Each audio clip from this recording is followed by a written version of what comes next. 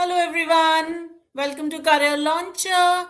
My name is Abhilasha and I'll be taking you through preparation for IPMAT, IPMAT Rohtak, JIPMAT and all the other UG entrances for BBA or for integrated MBA. Now today we are going to be starting off with nouns and pronouns. We have already discussed what the pattern of the papers are and all of that. So let's not waste any time. Let's get started. Now what are nouns and what are pronouns?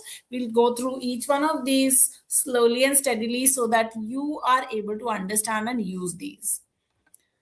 So, what's a noun? Let's understand it. Of course, a noun, as we already understand, is a naming word. So, it identifies or names everything we see, feel, touch, hear, right? For example, people. So, doctor, sister, Messi, Rohan. Give your own name also. Places such as hospital, Japan, bedroom, park, animals such as lion, parrot, things such as mobile, desk, pizza, ideas or emotions such as love, bravery, freedom, honesty, sincerity. Any word, if you can put an an, or the in front of it, it's usually a noun. So that's a very interesting pro tip for a noun. Now, why would you use nouns? What's the importance of a noun? Now, a noun tells the listener exactly who or what you're talking about. Instead of saying that thing or this thing, when you say the microscope, it makes you sound professional and precise. The noun in a sentence is the subject, right? Or the object. So, therefore, if you're talking about something, that is going to be the noun.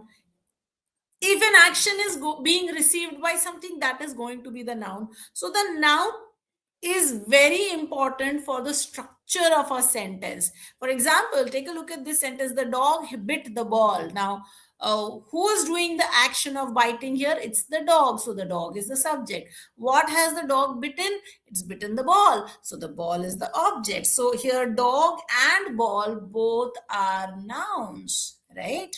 Think of the nouns that you know. Now, of course, what are the various categories? The various categories and what it defines are here. We've listed them out, but you also know these, you've learned them in school. So you have the proper noun, which is unique, specific names. For example, my name is Abhilasha. What's yours? The City of London, Einstein, Samsung. These are specific names. If you have general names for people or items or places, then those are common nouns. So, city, scientist, phone, chair, school, all of those are common nouns. Then you have the concrete or material noun, physical things you can see or touch. For example, table, dog, water, right? Those things. Then you have abstract nouns, which are all about the things that you can just feel in your mind. So, ideas, emotions, qualities such as freedom, love, courage, right? Those are abstract nouns. Then you have your collective nouns, which are names for groups. So, for example, a team, flock, bunch, parade, all of these are collective nouns. Personal nouns are specific substitute for people or things. And then you have the compound nouns, which are nouns made up of two or more existing words, which are cat, food, or firefighter, or such like things. So essentially, proper noun, common noun, concrete noun, abstract noun, and collective noun. Now, the nouns can also be categorized. I don't know why we've written this personal noun here. This should have been personal pronouns. But anyway, now, nouns can also be categorized as countable and uncountable. Countable nouns are the ones that you can count. Uncountable nouns are the ones that you cannot count. For example, proper nouns are countable. Common nouns are countable. Concrete nouns are countable sometimes, sometimes uncountable. For example, water is uncountable, table is countable. Abstract nouns are all uncountable and collective nouns are all countable. So you must know which ones are countable, which ones are not countable, because once you know them, then you're able to say if the noun has a plural or not, right? Now, let's take a look at a few questions related to noun. Which of the following sentences correctly handles the plural form of a compound noun?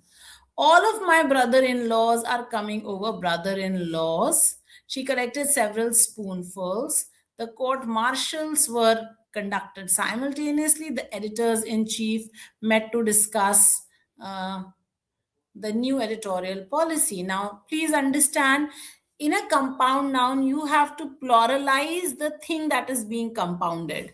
So for example, here it's not the law that is being compounded, it is the brothers that are being compounded. So therefore the answer should be brothers in law, not brother-in-laws. Similarly, in the next one, you're compounding or pluralizing the spoons. So spoonsful. Okay. Similarly, court martials. The best answer here is the editors in chief, and that is the only one that is really correct. Okay. In the sentence, the jury is delivering its verdict. What type of noun is jury and why is the singular verb used? Now, jury here is a collective noun. Okay. Now, when the jury or when any collective noun works as a singular, then you use a singular verb. Otherwise, you would use a plural verb. So, it is a collective noun acting as a single unit, and that is why. Okay. So, we are using the jury is delivering its verdict. Choose the sentence where the noun ethics is used correctly with a plural verb. Ethics are a difficult subject, but please understand because it's a subject, therefore it cannot use are. The ethics of the situation are quite complex and vary by perspective. Okay, I'm talking of ethics are. His ethics is what makes him again is incorrect. The ethics of the company have never been, so no. So the only correct sentence is here B, ethics of the situation are quite complex. Which of those nouns is an example of an uncountable noun that often causes subject verb agreement error? So, data is datum and data. Information cannot be counted, so that should be it. Criterion and criteria, that's the singular and plural. Similarly, phenomenon and phenomena. So, singular and plural, we already know. So, here the only one that is problematic is information. Look at the next one. Identify the sentence that uses noun as an adjective. Now, when you want to use a noun as an adjective, think of which noun is being used as an adjective. The water bottle was placed on the wooden table. The government decided to implement a new tax reform policy. He gave a very courageous performance on the stage. She wore a dress made of beautiful silk. Okay, so these sentences by themselves are incorrect. Okay, now there are three places where you are seeing a noun being used as an adjective. Number one is water bottle. What kind of bottle? Water bottle. So here noun is being used as an adjective. Wooden table, again, wood. Wooden is also, wooden actually is an adjective only, so no.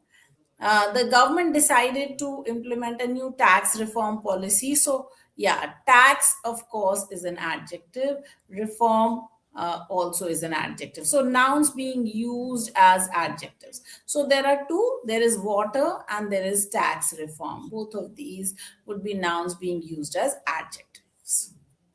All right, now what's a pronoun? Let's come to the pronouns. Now, pronoun is a great substitute. What does it do? It gives nouns a rest. It allows your nouns to relax, not be used everywhere. A pronoun is a word that you use in place of a noun or a noun phrase.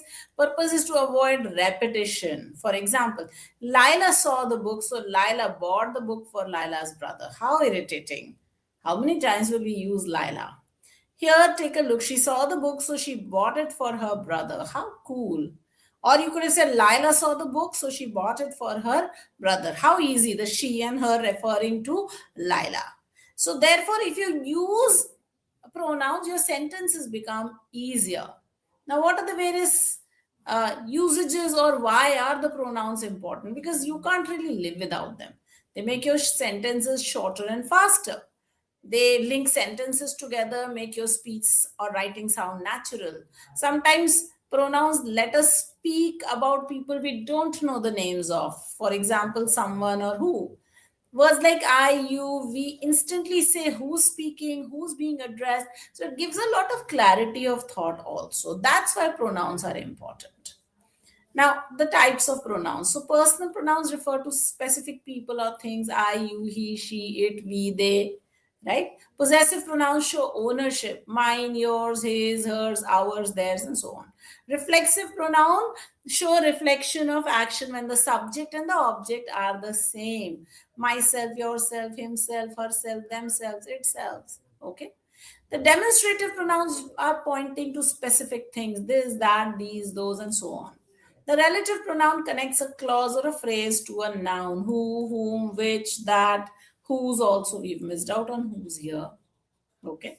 Indefinite pronouns refer to non-specific people or things, someone, somebody, something, anyone, anybody, anything, everyone, everybody, everything, no one, nobody, nothing, each, either, most, many, none, all, any, some, all of these, several, both, all of these are indefinite pronouns.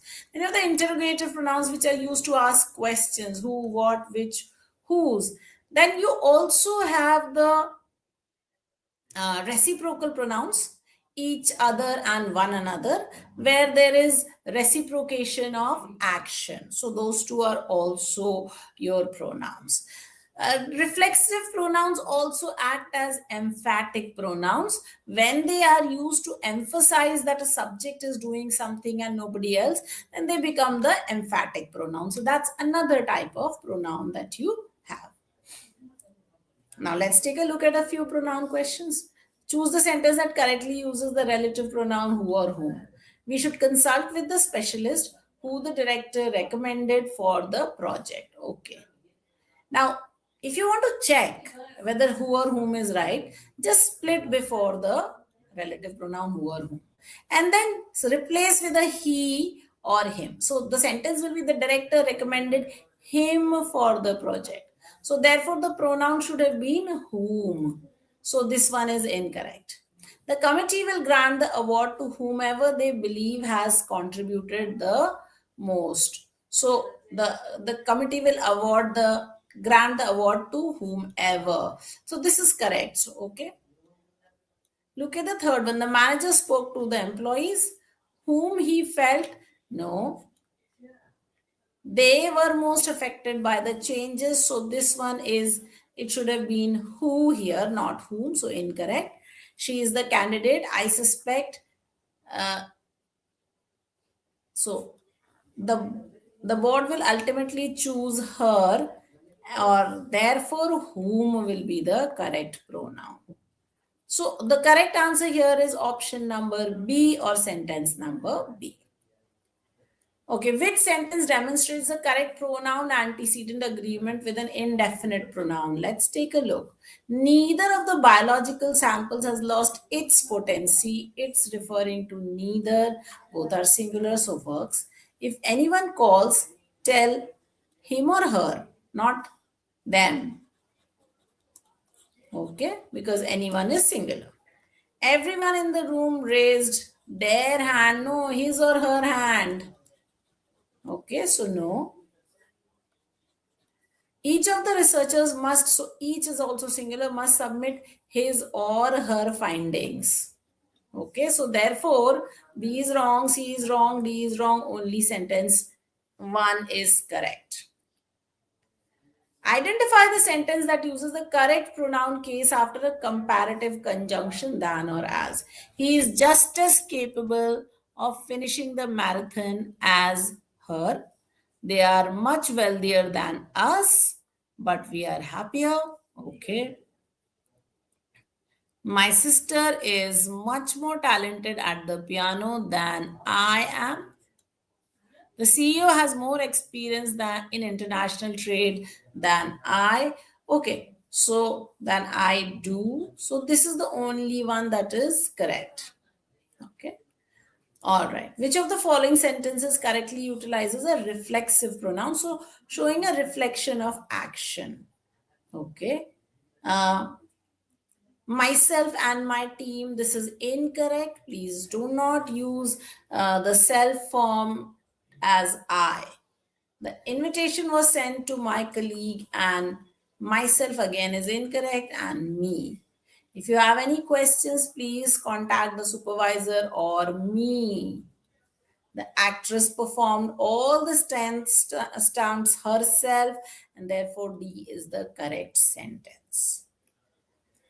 In the sentence, the city's infrastructure is failing. This is a major concern. What is the grammatical rule issue with the pronoun this? It is a relative pronoun that lacks a proper comma before it.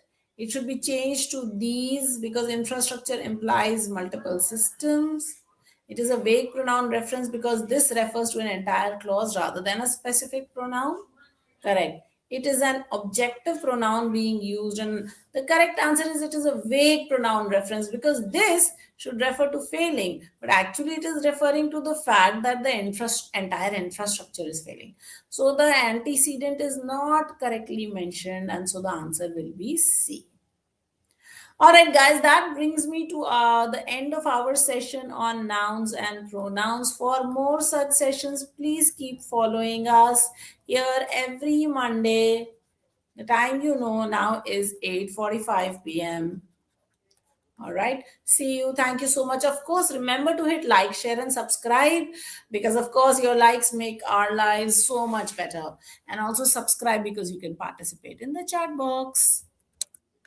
Bye bye.